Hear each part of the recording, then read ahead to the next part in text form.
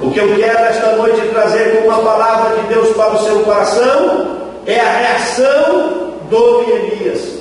Quando ele ouve estas palavras, o versículo de número 4 diz: e sucedeu que, ouvindo eu estas palavras, então aí ele tem algumas atitudes, alguns gestos. A primeira atitude dele, ele diz: quando eu ouvi isso, eu me assentei. Agora, esse assentar-se do Neemias aqui, não foi como alguns de nós poderia ouvir.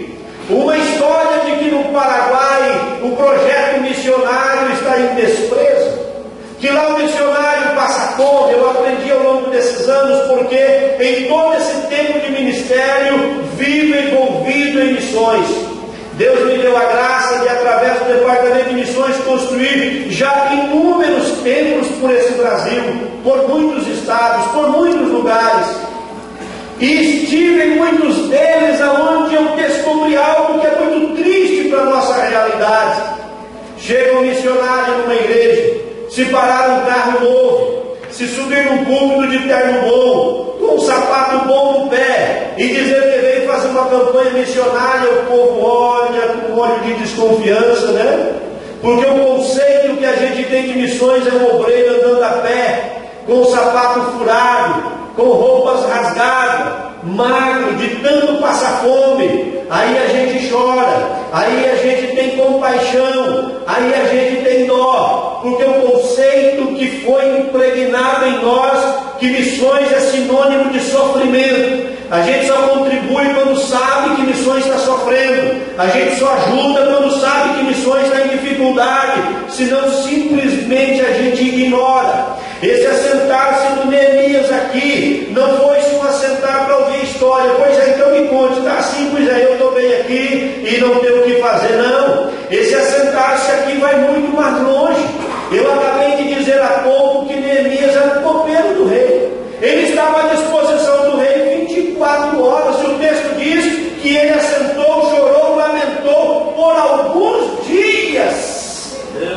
Então, o que ele ensina de lição aqui? Que quando ele ouviu falar das dificuldades do campo missionário, ele interrompeu as suas atividades. Ele pôs um basta nas suas atividades. Sabe o que isso me ensina? Quer começar aqui pela plataforma onde eu estou aqui hoje, e os senhores assentaram aí, mas a começar por aqui, essa é uma lição que a gente tem que aprender. Passa-se um ano e quando chega dia 31 a gente diz assim: esse ano voou. Eu nem vi o ano passar, porque nós estamos envolvidos em atividades.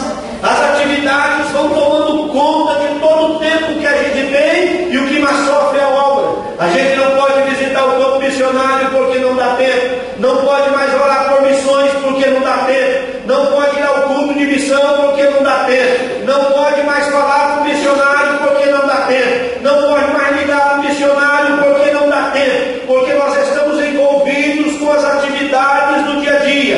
Neemias era o copeiro do rei. Quando ele ouviu falar da miséria do campo missionário dele, ele disse: isso basta. Ele interrompeu as suas atividades.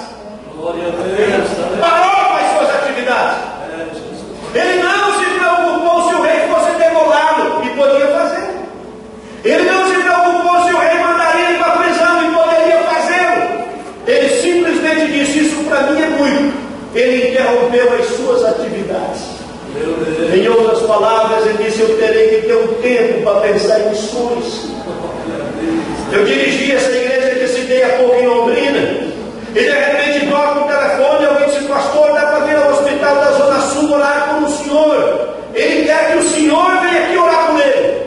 E eu fui. Quando eu cheguei lá no hospital, tinha um velhinho deitado numa cama, já está no terminal de câncer no intestino, 84 anos de idade, cor e osso, deitado naquela cama. E quando eu cheguei, ele tremia e falava com dificuldade: pastor Vicente, eu lhe conheço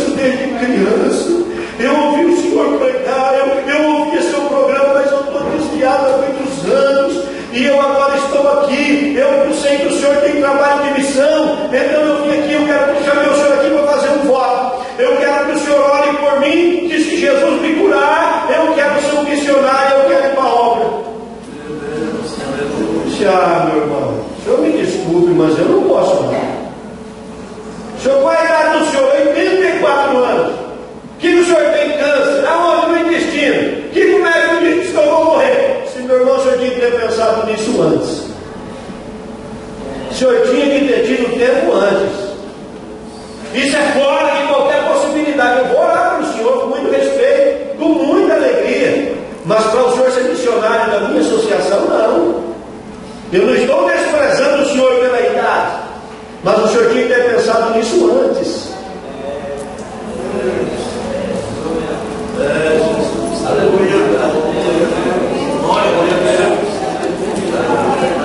Sabe que para nós obreiros isso é uma lição.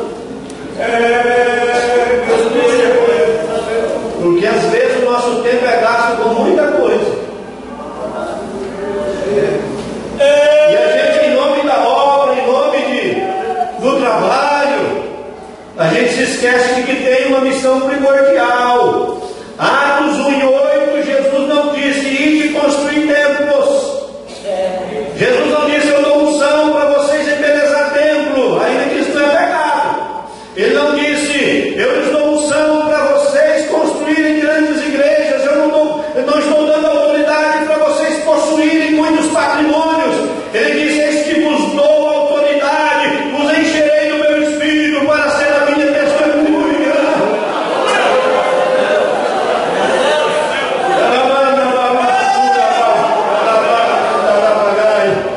Qual é o tempo que a gente gasta pensando em missões?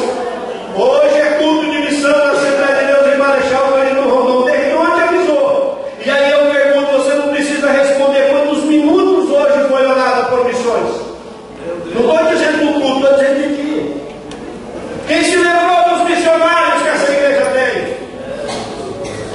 Quem se lembrou do sofrimento deles, das agonias deles?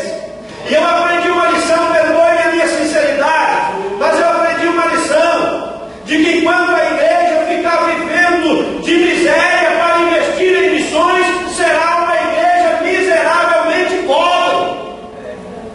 O dia que os crentes, os empresários, os profissionais liberais, os aposentados, os que trabalham por conta própria, os da indústria, do comércio, os crentes em geral de qualquer idade, descobrir que missões é a fonte da vitória para a sua vida financeira, dizimar a fonte da vitória para a sua vida financeira, esse crente muda o seu conceito, muda a sua visão, porque missões precisa ser uma prioridade no nosso tempo.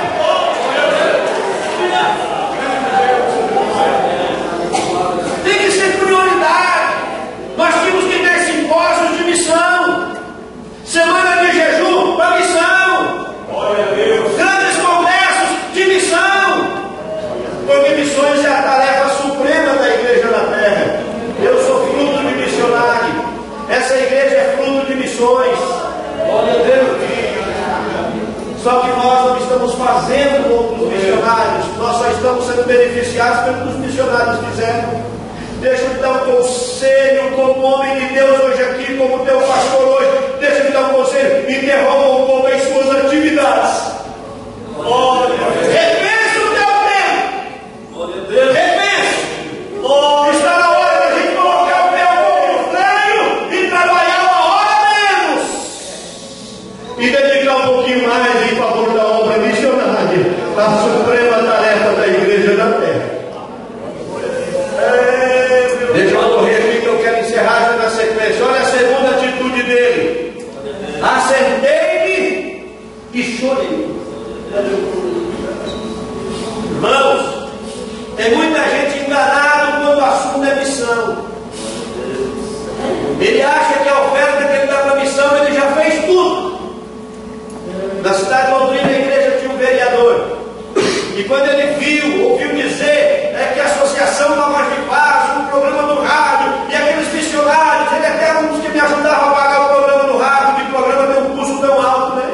Até hoje eu pago peso de ouro no meu horário do programa. E eles mandou um secretário seu um dia lá.